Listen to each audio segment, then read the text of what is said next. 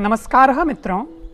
इंसान की अच्छाई पर सब खामोश रहते हैं, पर चर्चा जब उसके बुराई की हो तो गूंगे भी बोल पड़ते हैं। एक छोटी सी कहानी। एक बार एक राजा ने ब्राह्मणों को अपने महल में भोजन के लिए आमंत्रित किया। हलवाई खुले आंगन में भोजन बना रहा था। उसी वक्त एक चील अपने पंजों में जिंदे सांप को लेकर के उड़ रही थी और सांप ने आत्मरक्षा के लिए अपने मुख से जहर उगला।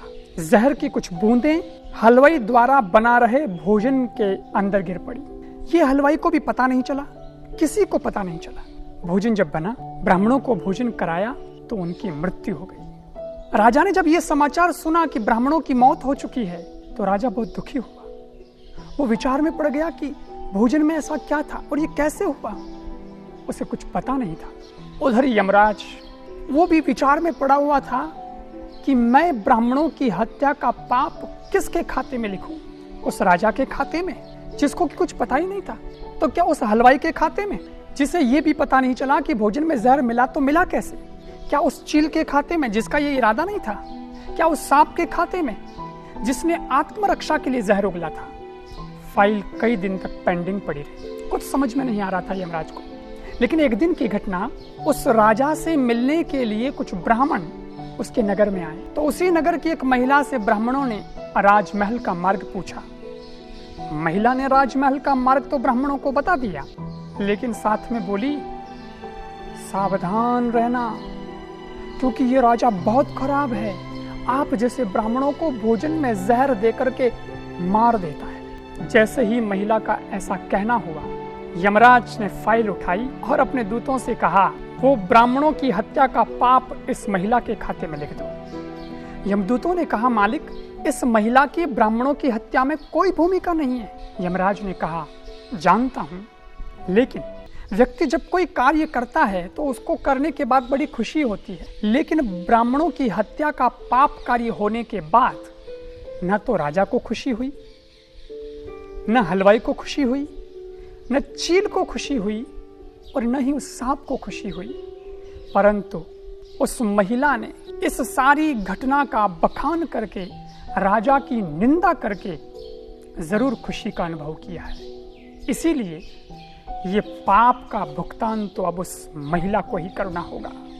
मित्रों, ये छोटी सी कहानी क्या सीख दे रही है? कुछ लोग कहते हैं, हमने तो हमारे जीवन में कुछ भी गलत कार्य नहीं किया, फिर भी हम दुखी क्यों हैं?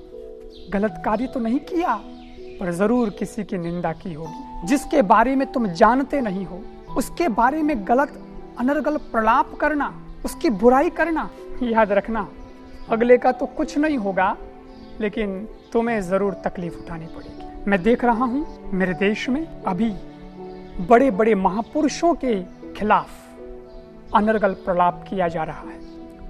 यद्यपि मैं ये भी कहता हूं, निंदा उसी की होती है जो जिंदा रहता है, तारीफ तो केवल मरने के बाद ही होती है। लेकिन condemnation without investigation, it is height of ignorance. Albert Einstein ने कहा था कि बिना जांच के किसी की निंदा कर लेना, मुंह उठा के किसी के बारे में कुछ कह देना, ये अज्ञानता की ऊंचाई। Don't be too fast to highlight the weaknesses of other people, because that is the quickest way of exposing your own weaknesses.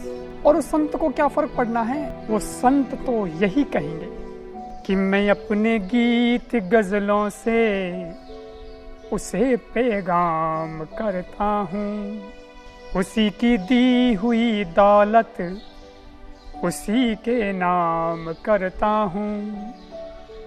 हवा का काम है चलना, दिए का काम है जलना, वो अपना काम करती है, मैं अपना काम करता हूँ।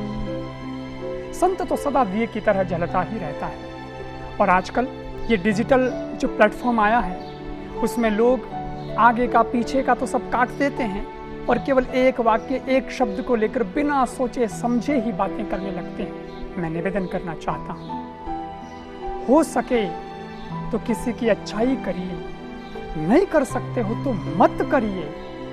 लेकिन कभी किसी की निंदा तो मत करो। हाँ, देश के विरोध कोई कार्य होता है तो उसका विरोध करना हम सबका फर्ज बनता है, क्योंकि हम देश के साथ खड़े हैं। लेकिन अनर्गल प्रलाप करके अपनी कब्र खोदने का कार्य न करें। धन्यवाद।